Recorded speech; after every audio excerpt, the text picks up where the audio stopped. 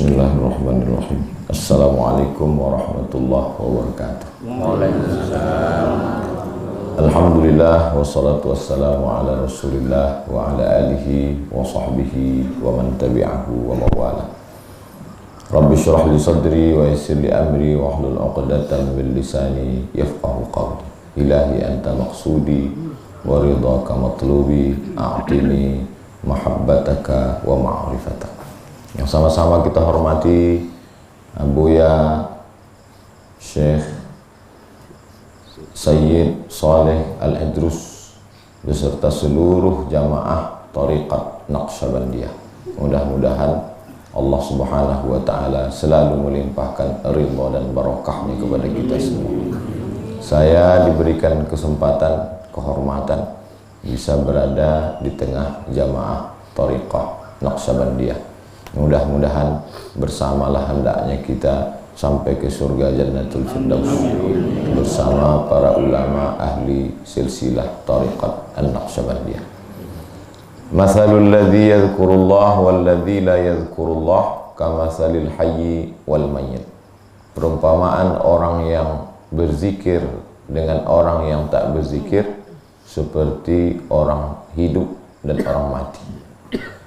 Jadi menurut ulama tarekat, orang hidup itu bukan orang yang bergerak, bukan orang yang berjalan, bukan orang yang minum dan makan. Orang hidup itu adalah orang yang berzikir. Maka orang yang tak berzikir berarti dia mati. Orang yang mati itu ditalkinkan. Kata Nabi, laqinu, talkinkanlah. Talkin macam kita mentalkinkan orang mau sakaratul maut, dibisikkan ke telinganya sebelah kanan, la ilaha illallah, karena dia mati. Maka yang mati itu dihidupkan dengan talqin. Itulah mengapa Tuan Khalifah, Tuan Mursyid membisikkan waktu mentalqinkan muridnya, dia katakan la ilaha illallah, menghidupkan hati yang mati tadi. Karena kalau hati mati, telinga tak mendengar. Kalau hati mati, otak tak berfikir. Kalau hati mati, dia lebih keras daripada batu. Wa inna minal hijarati lama yatafajjaru minhul anhar. Ada batu mengalirkan air. Wa inna lama yashaqqaqu fayakhruju minhul ma'. Ada batu terbelah, keluar memancar mata air. Tapi kalau sudah hati menjadi batu, maka dia lebih keras daripada batu itu sendiri. Dilunakkanlah batu tadi dengan kalimah la ilaha illallah. Lalu kemudian setelah ditalqinkan, maka kemudian lembutlah hati. Lalu kemudian kata Nabi, ala fil jasadi mudghah, di dalam jasadmu itu ada segumpal, ada sekepal, ada segenggam. Idza salahat salahal jasadu kulluh. Kalau dia baik, maka dari ujung rambut sampai ke ujung kaki menjadi baik. Wa idza fasadat, kalau dia rusak, fasadal jasadu kulluh, maka dari ujung rambut sampai ke ujung kaki menjadi rusak. Kata Allah Subhanahu wa taala dalam Al-Qur'an, afala yatadabbaruna al-Qur'an, mengapa mereka tidak memikirkan, merenungkan Quran? Am ala qulubin aqfaluha, atau hati itu memang sudah terkunci. Hukuman yang diberikan Allah bukan miskin. Hukuman yang diberikan Allah bukan susah. Hukuman yang diberikan Allah adalah hati yang terkunci. Khatamallahu ala qulubihim. Kalau hati sudah terkunci, wa ala absarihim. Kalau sudah hati terkunci, wa ala sam'ihim. Kalau sudah hati terkunci, tertutup, mati, maka telinga pun tersumbat, maka mata pun tertutup. Summum bukmun umyun fahum la ya'qilun.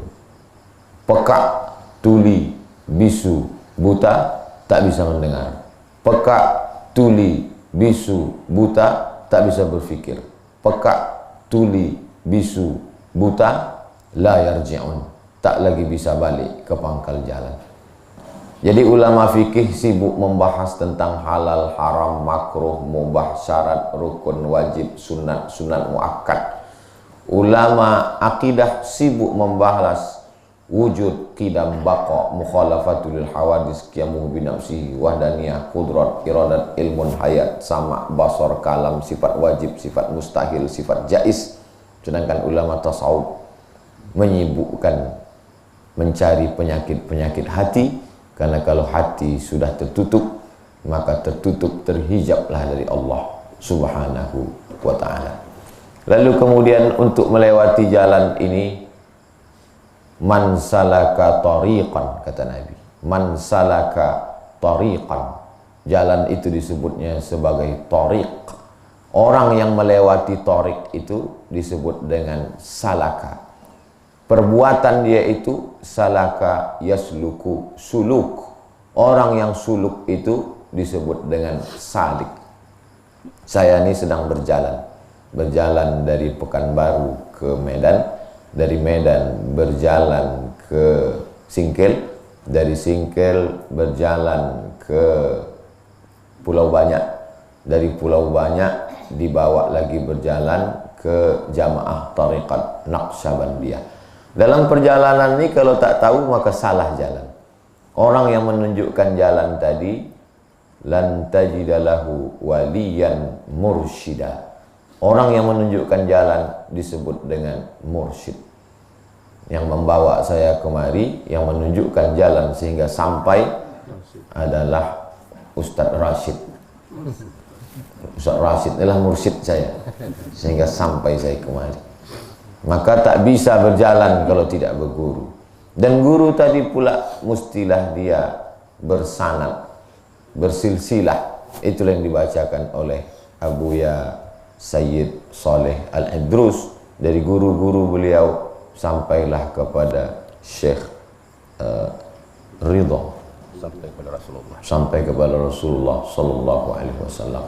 Rasul mentalkinkan itu kepada Sayyidina Abu Bakar Siddiq, lalu kemudian dikembangkanlah sampai kepada ulama di Uzbekistan, jajahan Rusia, kampungnya Imam Bukhari. Kalau dalam hadis ada namanya Sahih Bukhari, maka dalam tarekat dari Bukhara orang besar bernama Bahauddin An-Naqsyabandi. Baha artinya kebanggaan, din artinya agama. Bahauddin kebanggaan agama. Mereka menyebutnya sebagai Syah Naqsyabandi. Syah artinya raja, bahasa Persia. Syah Naqsyabandi, rajanya Naqsyabandi. Orang tak kenal dengan raja-raja Naqsyabandi, meninggal dunia. Tapi raja yang merajai hati manusia sampai hari ini dikenang orang. Syah Bahauddin Naqsyabandi. Lalu kemudian turunlah ke bawah, dikembangkan lagi seorang ulama besar dari Baghdad, namanya Diyauddin Khalid An-Naqsyabandi. Itulah mengapa selalu disandingkan dua nama, Tariqat Naqsyabandiyah Khalidiyah, karena ada di situ nama Syekh Diyauddin Khalid Naqsyabandi yang berpusat di Makkah Al-Mukarramah. Sedangkan yang di Madinah namanya Syekh Muzhar, maka bercabang dua, satu Naqsyabandiyah Khalidiyah, yang satu Naqsyabandiyah Muzhariyah.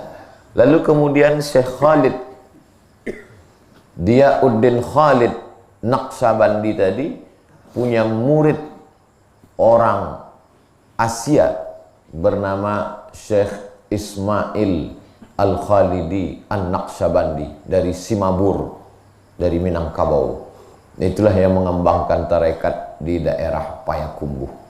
Lalu kemudian Syekh Khalid Naqsyabandi tadi punya murid laki-laki bernama Syekh Sulaiman, Syekh Abdullah Afandi. Syekh Khalid Naqsyabandi punya murid Syekh Abdullah Afandi. Syekh Abdullah Afandi punya murid Syekh Sulaiman Al-Qarimi. Syekh Sulaiman Al-Qarimi turun ke bawah punya murid Syekh Sulaiman Zuhdi Jabal Abi Kubais, dari Syekh Sulaiman Zuhdi bercabang-cabang. Cabang yang pertama kepada Syekh Maulana Ibrahim Kumpulan, itulah yang ada di Bonjol, Sumatera Barat.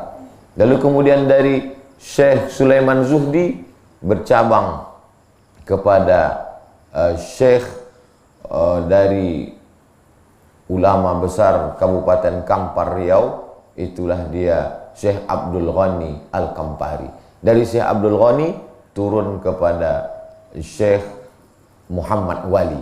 Dari Muhammad Wali turun ke Profesor Dr. Muhibbuddin Wali. Rata-rata di Aceh bagian atas, bagian Banda Aceh, bagian Aceh Selatan, kepada Syekh Bahuddin, kepada Muhammad Wali. Lalu kemudian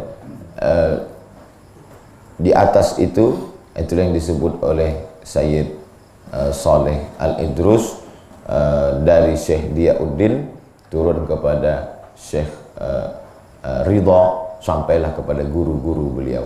Dari semuanya bersambung, bertemu titiknya itu kepada Syekh Diauddin Khalid Naqsabandi, sampai ke atas Syekh Imam Bahauddin Naqsabandi, bersambung sampai ke Sayyidina Muhammad sallallahu alaihi wasallam. Man la syaikha lahu, siapa yang tak berguru, fasyaitanu syaikhuhu, maka setanlah gurunya. Maka tuan-tuan pengamal berguru, bersilsilah, bersanad, maka kata Imam Abdullah ibn al-Mubarak, al-isnad minad din, sanad ini dari agama. Fanzuru amman ta'khudhu dinakum, ambillah dari mana kamu mengambil agama kamu. Dalam hadis kursi kata Nabi, idza dzakarani fi nafsihi zakartuhu fi nafsi. Kalau hambaku itu mengingat aku sendirian, maka aku sebut dia dalam diriku sendirian. Wa idza dzakarani fi mala'in, kalau dia menyebut aku beramai-ramai, zakartuhu fi mala'in khairum min mala'ihim, maka aku sebut pula dia lebih ramai bersama malaikat-malaikatku. Tarekat Naqsabandiyah mengamalkan dua-duanya. Idza dzakarani fi nafsihi, kalau dia sebut aku dalam dirinya sendirian, ku sebut dia dalam diriku sendirian. Itulah zikir nafsi, zikir ismuz zat, yang disebutkan orang sendirian. Tak bergerak lidahnya, tak bergerak suaranya, hanya Allah saja dalam hatinya. Sebanyak-banyak. Qiyaman waktu tegak, wa qu'udan waktu duduk, wa ala junubihim waktu berdiri. Tak berbunyi, tak bersuara. Kalau disuarakannya Allah, Allah, maka tak seperti itu. Dia hanya mendengar saja. Idza dzakarani fi nafsihi, kalau dia sebut aku dalam dirinya, maka ku sebut dia dalam diriku. Wa ana ma'ahu, maka aku akan bersama dengan dia, kata Allah. Orang yang bersama dengan Allah, maka dia tak akan takut dan tak akan sedih. Itulah sebenarnya yang ditanamkan dalam diri seorang salik. Lalu kemudian wa idza dzakarani fi mala'in, kalau dia sebut aku di dalam majlis yang beramai-ramai, itulah yang disebut dengan zikir tahlil beramai-ramai. Zikir tahlil bersuara, kata Syekh Abdul Wahab Asy-Sya'rani, bergetar dari ujung rambut sampai ke ujung kaki. Itulah yang tadi kita zikir tahlil sekuat-kuatnya untuk mengusir segala yang mengganggu hati dan pikiran kita. Maka sesungguhnya masalah orang sekarang adalah mulutnya menyebut, hatinya tak mengingat. Mulutnya menyebut, hatinya melayang. Maka sesungguhnya dalam tarekat Naqsabandiyah mensinkronkan, mensejalankan, mensejajarkan antara mulut menyebut.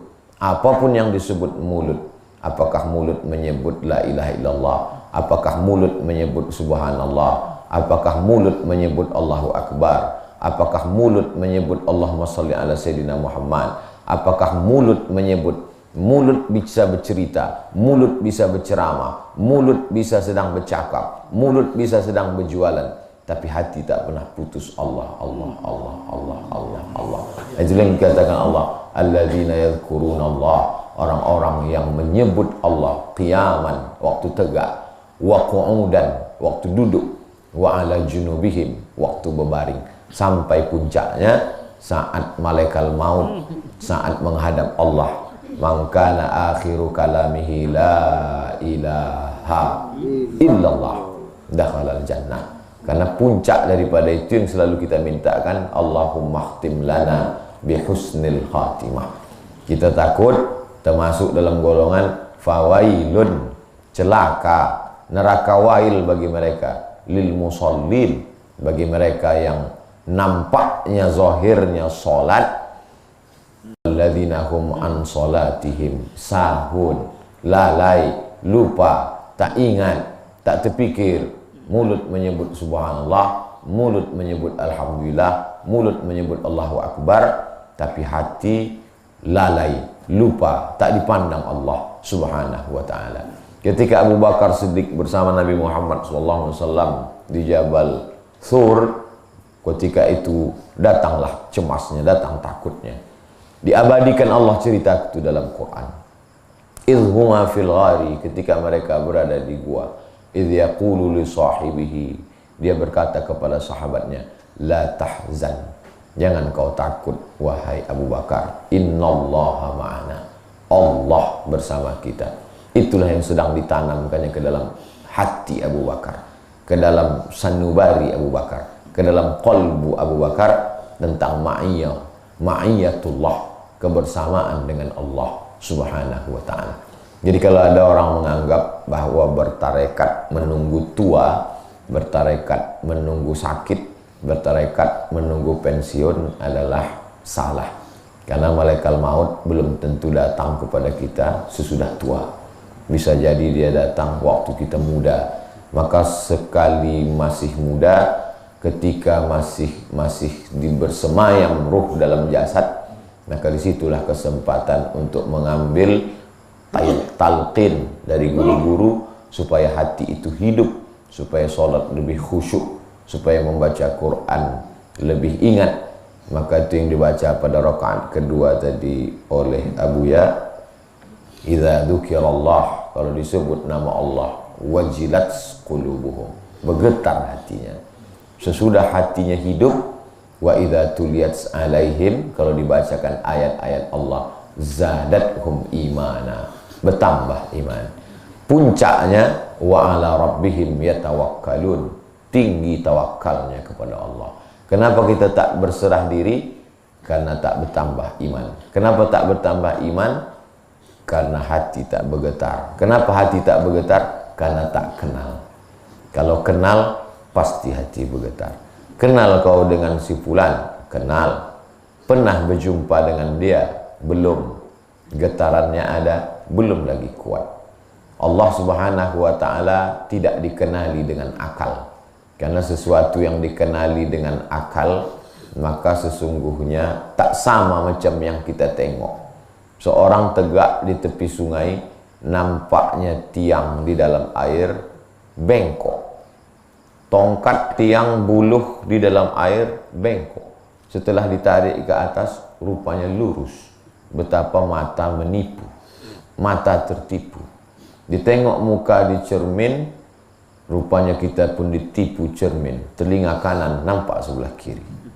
Jadi yang tak menipu hanyalah Allah ketika dia mau menampakkan cahayanya. Sesudah melalui khalwat bersunyi-sunyi, maka kemudian ditanyalah Imam Al-Ghazali, apalah yang kau nampak wahai Al-Ghazali? Kata Imam Ghazali, nurun yaqzifullahu fi qalbi abdi, cahaya yang dipancarkan Allah ke dalam hati seorang hamba.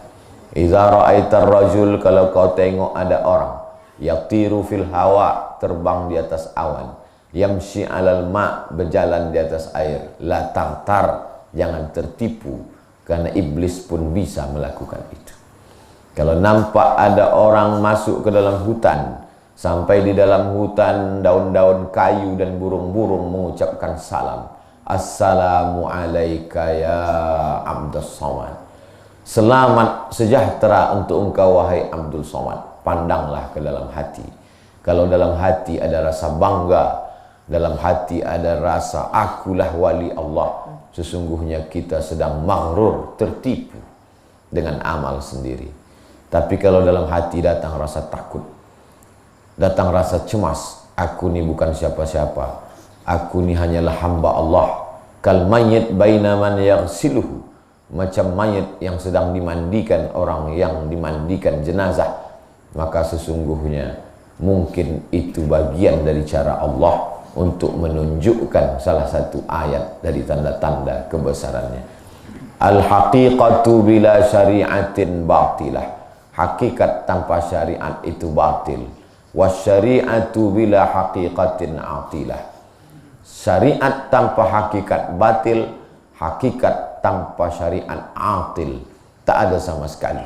Oleh sebab itu yang paling indah melukis, bahasa Arab melukis itu naqsh, melukiskan paling cantik, mesti ada syariatnya. Syariatnya itu sampan.